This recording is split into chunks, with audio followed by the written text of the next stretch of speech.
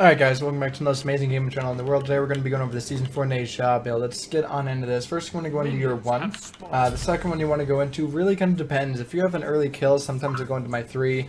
But other times going on into your 2 will give you that little bit of sustain.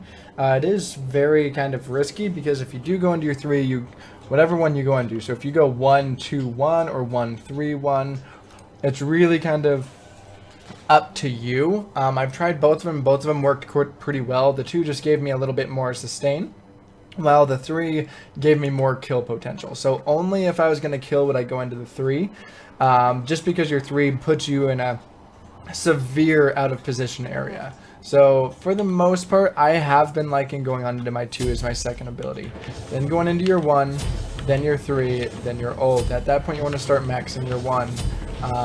At this point I will go on into my 3. The sash is the second one that you want to upgrade just because the extra duration, the attack speed, everything like that, it's not a big deal as of right now. It does reduce the cooldown, but I'd much rather go in and get that nice little crit coming online and really kind of mess them up with that artillery stash. So we're going into the 3 at this point.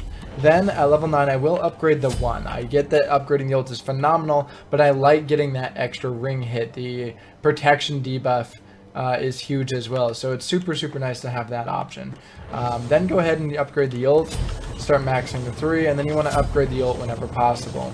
Again, it's the 2 is very good, but because you should be leveling that last, I like getting the actual good damage, not the sustain off. For the actual build, first you're going to want to start with this right here. Often I'll go into like beads or Aegis, but I like going blink and beads or Aegis. Sometimes I'll do both depending on the team comp. But right here it'll give you that really good start. Try and poke them early because if they're going to stand by each other, you can hit them with the your ring toss, and the ring toss goes 4 times, so it'll hit 1 and then it bounces back before, so you can almost basically a third health both of them by hitting them early with your ring toss. So it's a pretty nice feature there. Or not feature, but a benefit of hitting it early. For the actual build, I like going on into Warriors tab at that point. Then I do like rushing Deathbringer. Deathbringer, it allows you to start hitting at this point for like 250 per hit on your auto. That is huge, and you decimate basically everyone, including tanks at this point in the game. After that, though, going into Jotuns to get that extra pen and the protection, or the pen and the cooldown. Then I'll go on into Shifter Shield. I will go ahead and sell Bluestone. Go into Titan's Bane, sell Boom Buzz, and then really it depends on the actual game. If I'm getting blown up, I'm going to go into Spirit Robe.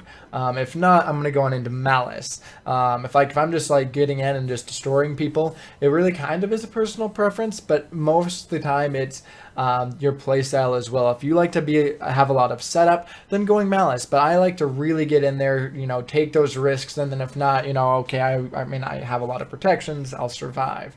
So it really kind of comes down to your own play style, as well as how the personal game is going. Like I said, if you're not really needing the defense, going into Malice, and you're going to be able to completely fuck up anyone. Otherwise, I will go on into Spirit Robe. It gives you the extra cooldown, the CC reduction, the protection, plus the passive is phenomenal on that. So yes, I don't go Heartseeker.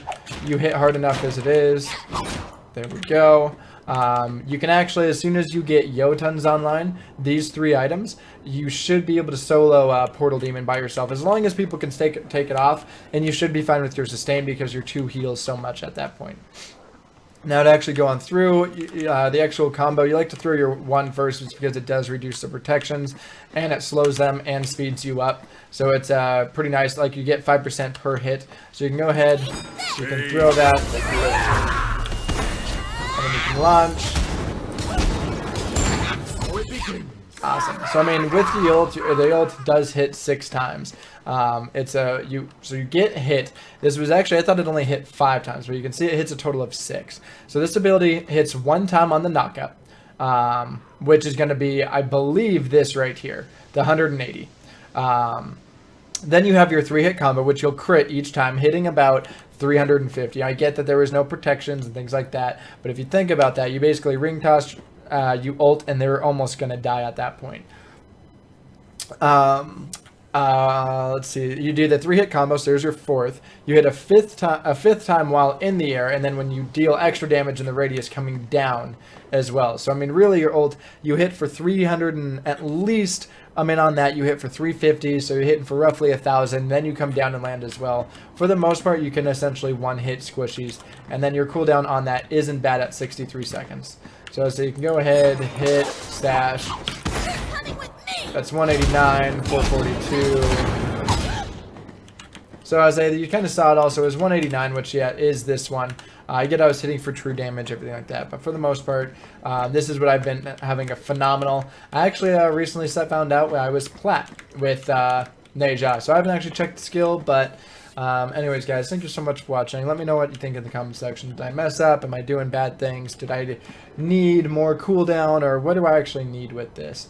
Anyways, guys, thank you so much for watching. And if you liked it, give it a like, comment, subscribe, follow on Twitch, Twitter.